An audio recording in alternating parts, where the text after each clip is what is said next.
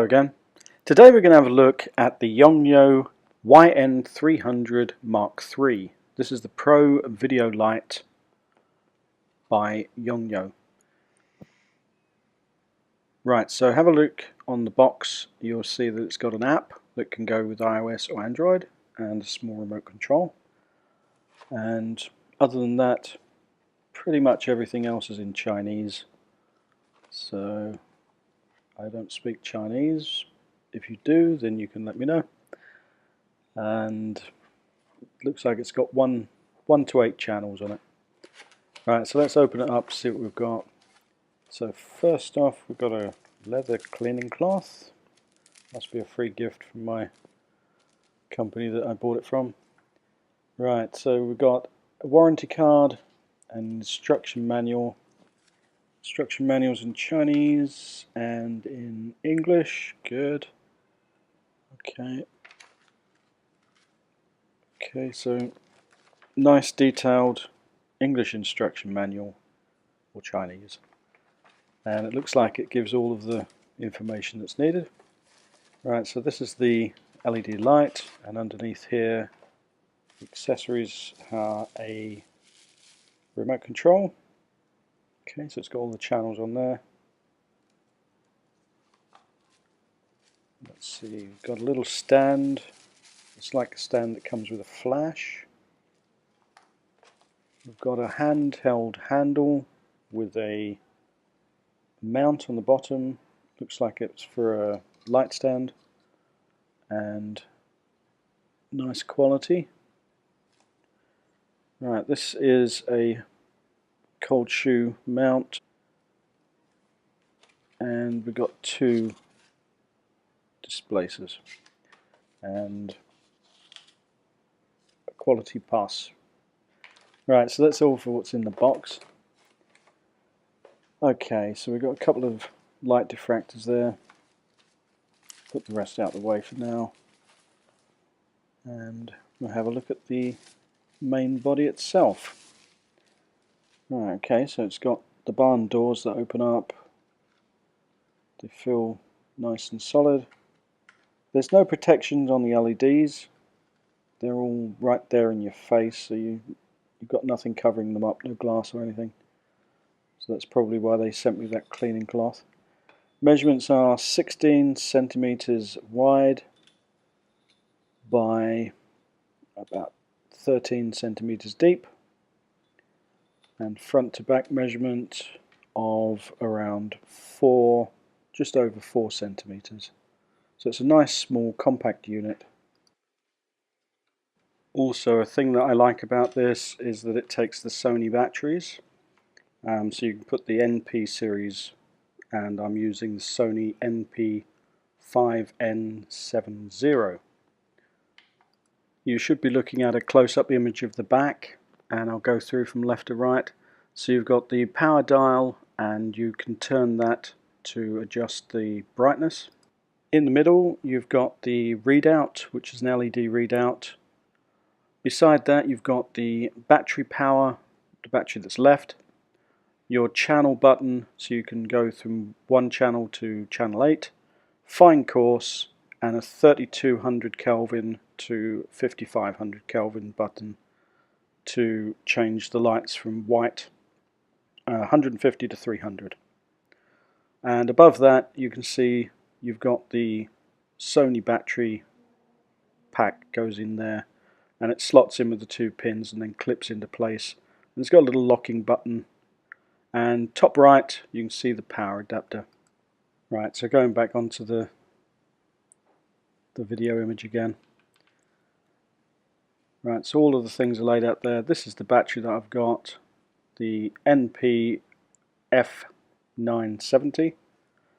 You've also got an NPF 550 and a 750, I believe, but this is the 970, it's the biggest one, and it should supply plenty of power for plenty of length of time.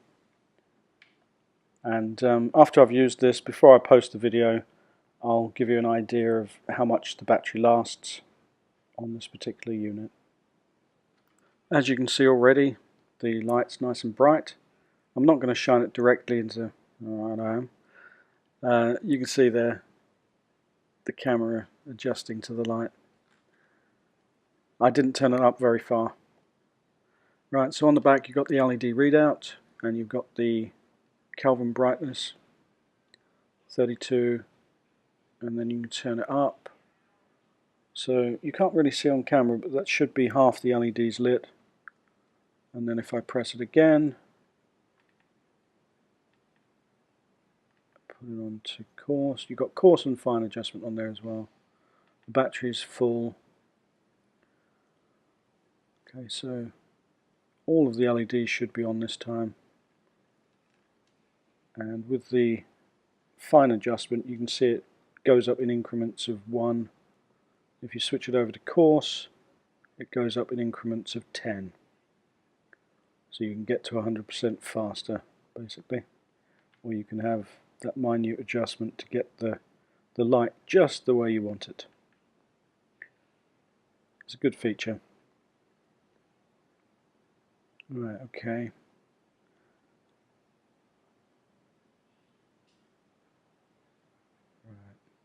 Okay, looks good. The light doesn't seem to be getting hot from the back. I'm sure in front of the light there's a little bit of light, a little bit of heat dissipation coming off there, but it's not too bad. Holding on to obviously the battery here, I can't feel any heat yet. I don't think this unit has a fan. It's just got holes so that the heat can get away from it, but it doesn't seem to have any fans built in. I haven't heard anything yet anyway. It may have something. Right, I'll just put one of these diffusers in. This is the clear one, and it doesn't really make any difference. So if you have another, there you can see the 300 lights all the way across. Yeah, if you have a different diffuser, it'd probably be better, or you could use a bit of sandpaper and just scuff this diffuser up so it's more diffusing. Basically, it's a bit clear. I might have to do that, and later on, if I'm doing another video, I might show you what it looks like after I've scuffed it with some sandpaper. The orange is exactly the same. It's not really diffusing the light enough. It's doing a better job than the clear, but it's not quite enough.